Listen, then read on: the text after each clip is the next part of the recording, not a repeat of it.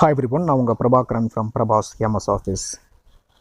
இந்த வீடியோவில் ஒரு முக்கியமான விஷயத்தை ஷேர் பண்ண போகிறேன். மோஸ்ட்லி எல்லா வீடியோவிலும் முக்கியம் தான் பேசிக்கிட்டு இருப்போம். பட் இது ரொம்ப முக்கியமான விஷயம். என்ன அப்படின்னா 2-3 வீக்ஸ் பேக்கில் என்னுடைய கிளைண்ட் கால் பண்ணிவிட்டு என்னுடைய சிஸ்டமில் வந்து மைக்ரோசாஃப்ட் ஆஃபீஸ் 365 இன்ஸ்டால் பண்ணணும் அப்படின்னு சொன்னார். ஓகே, நானும் பண்ணலாம் அப்படின்ட்டு அவருக்கு அந்த ஃபார்மாலிட்டி எல்லாம் பண்ணிகிட்டு இருந்தேன். என்னென்ன வேணும், என்ன சிஸ்டமில் இருக்குது எல்லாமே செக் பண்ணி பார்க்கும்போது விண்டோஸ் 7 இருந்துச்சு. சரி, ட்ரை பண்ணி பார்ப்போம் அப்படின்னு இன்ஸ்டலேஷன் பண்ணும்போது இன்ஸ்டால் பண்ண முடியல. அதுக்கப்புறம் பார்க்கும்போது அது ஆல்ரெடி வந்துட்டு விண்டோஸ் 7உடைய செக்யூரிட்டி அப்டேட்டை மைக்ரோசாஃப்ட் கேன்சல் பண்ணிட்டாங்க இல்லையா. அதனால latest version of Excel, that is latest version of Office application install பண்ணுறதுல ப்ராப்ளம் இருக்குது அப்படின்னு புரிஞ்சுக்கிட்டேன். அதுக்கப்புறம் அவர்கிட்ட நான் பேசும்போது நீங்கள் அப்கிரேட் பண்ணுங்கள், விண்டோஸ் 7லேருந்து விண்டோஸ் 10க்கு அப்கிரேட் பண்ணுங்கள், ஸோ ஈஸியாக இருக்கும் நமக்கு ப்ராசஸ் அப்படின்னு கைட் பண்ணேன். அதுக்கப்புறம் நானும் ஒரு லிங்க்கை பார்த்து அவருக்கு அனுப்பிவிட்டேன். இப்போ நீங்கள் பார்க்குற இந்த வெப்சைட் தான் அந்த லிங்க்கு. இதில் வந்து எப்படி அப்கிரேட் பண்ணுறது அப்படின்ற ப்ராசஸ் இருக்குது. எல்லோரும் கேட்பீங்க, எப்படி அப்கிரேட் பண்ணால் காசு ஆகும் அப்படின்னு கேட்பீங்க.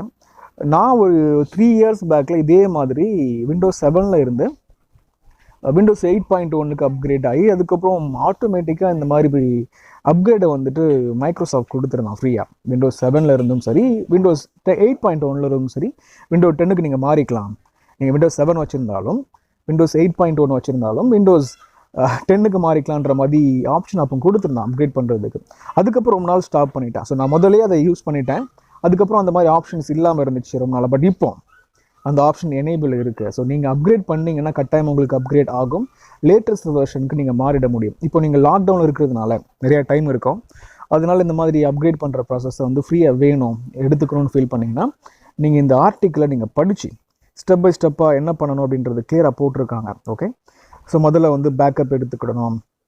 அதுக்கப்புறம் அந்த சைட்டில் போய்ட்டு அந்த இதெல்லாம் டவுன்லோட் பண்ணிவிட்டு இன்ஸ்டலேஷன் பண்ணுறதுக்கு ஸ்டெப் பை ஸ்டெப்பான ஆப்ஷன் வந்து ப்ராப்பராக உங்களுக்கு அதுக்கப்புறமே கைடன்ஸ் கிடைக்கும் அப்படின்ற மாதிரி சொல்கிறாங்க. இது நீங்கள் படிங்களேன், ஒரு அண்டர்ஸ்டாண்டிங் வரும். ஸோ இந்த லிங்க்கை நான் உங்களுக்கு ஷேர் பண்ணிடுறேன்.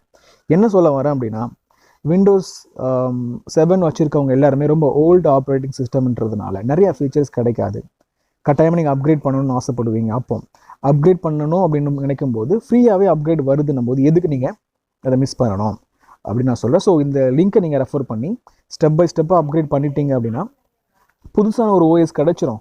நிறைய அப்ளிகேஷன்ஸ் போடுறதுக்கும் சப்போர்ட்டிவ் இருக்கும். நான் விண்டோஸ் 10லாம் நீங்கள் இன்ஸ்டால் பண்ணிட்டீங்கன்னா உங்களுக்கு அந்த டிரைவர்ஸ் எல்லாமே ஃப்ரீயாக கிடைக்கும். நிறைய விஷயங்கள் அதில் அட்வான்டேஜ் நிறைய இருக்குது. அதனால் அப்கிரேட் பண்ணணும்னு ஆசைப்பட்டீங்கன்னா இந்த லிங்க்கை நீங்கள் ஃபாலோ பண்ணலாம்.